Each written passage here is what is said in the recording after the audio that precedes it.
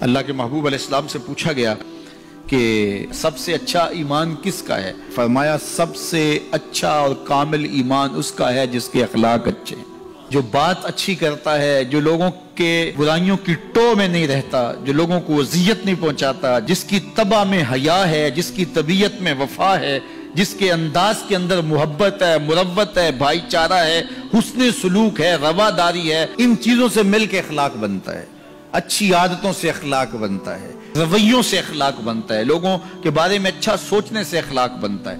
تو اچھے خلق رکھنے والا شخص اچھے ایمان کا حامل ہے۔ بہتر ایمان اس کا ہے جس کے خلق اچھے ہیں، جس کا کردار اچھا ہے، اور جس کا کردار اچھا نہیں ہے تو سنیے اللہ کے محبوب نے ارشاد فرمایا، فحش مزاجی اور فحش گوئی، بیہودہ بولنا اور بیہودہ طرز زندگی اختیار کرنا، فرمایا یہ دونوں چیزیں اسلام سے نہیں ہیں، ان کا اسلام سے کوئی تعلق نہیں ہے۔ اسلام تو لطیف دین ہے، اسلام تو خوبصورت دین ہے، اسلام تو دین محبت ہے۔ فرمایا تم میں سے سب سے اچھا اسلام اس کا ہے جس کے خلق اچھے ہیں۔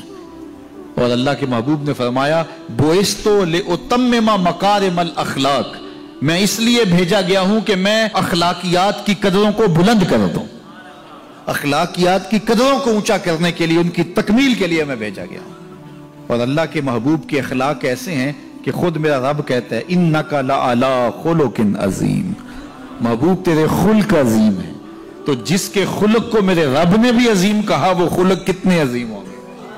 اللہ اکبر۔ حضرت سیدنا انس بن مالک رضی اللہ تعالیٰ عنہ فرماتے ہیں 10 سال میں نے حضور کی خدمت کی ہے، اور 10 سال میں ایک بار بھی ایسا نہیں ہوا کہ میرے حضور نے مجھے جھڑکا ہو۔ کیا محبت تھی، کیا پیار تھا، کیا خلق تھا۔ خلق اودے نے مولئی دنیا، خلق اودے نے مولئی دنیا، کوئی ورلائی جان بچاوے، آزم ایڈا سونا ماہی سنو کدرے نظر نہ۔ کچھ ان کے خلق نے، کچھ ان کے کردار نے کر لی، مسخر ساری دنیا شہ ابرار نے کر۔ تو اچھے اخلاق کا حامل جب بندہ ہوگا، اس کا ایمان کامل ہوگا اور اس کا ایمان اچھا ہوگا۔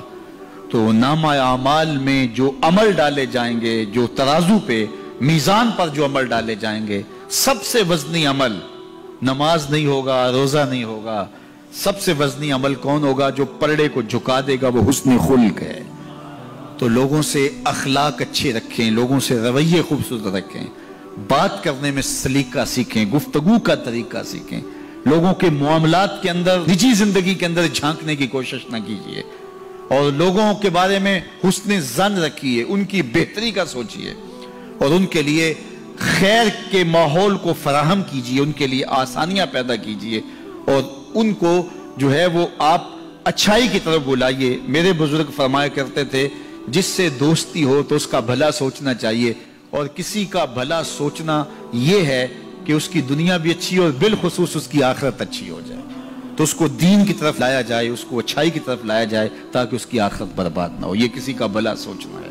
تو اچھے اخلاق کا حامل شخص ہی ایک اچھا مسلمان ہوتا ہے۔ صوم و صلات سے کوئی شخص نہیں پہچانا جاتا، یہ تو اس کا ذاتی معاملہ ہے۔ کسی شخص کی پہچان اس کے اخلاق سے ہے۔ نکاح کرنے کے حوالے سے بھی اللہ کے محبوب نے ہمیں جو رہنما اصول دیا، فرمایا جس کے اخلاق اور جس کا دین تمہیں پسند آ جائے اس سے اپنی بیٹی کا نکاح کر۔ تو وہاں دولت دیکھنے کی تلقین نہیں کی گئی۔ اگر یہ قدریں ہوں گی ہماری ایک دوسرے سے جڑنے کی، ایک دوسرے سے قریب ہونے کی، رشتہ داریاں کرنے کی، تو پھر اچھا معاشرہ تشکیل پائے گا۔ اور جب ہماری جو ہے وہ ترجیحات اس سے ہٹ کر کے ہوں گی تو پھر اچھا معاشرہ تشخیص نہیں پائے گا۔ آج اس سے تعلق جوڑا جاتا ہے جس کے پاس دولت کی کثرت ہو یا کوئی صاحب اقتدار ہو، تو لوگ اس سے تعلق رکھتے ہیں، چاہے اس کے اخلاق کتنے ہی برے کیوں نہ ہوں، اس کے رویے کتنے ہی تلخ کیوں نہ ہوں۔ جو اچھے خلق کا حامل ہے اس کی قربت اختیار کرو، تمہیں زندگی اور آخرت کا نور نصیب ہوگا۔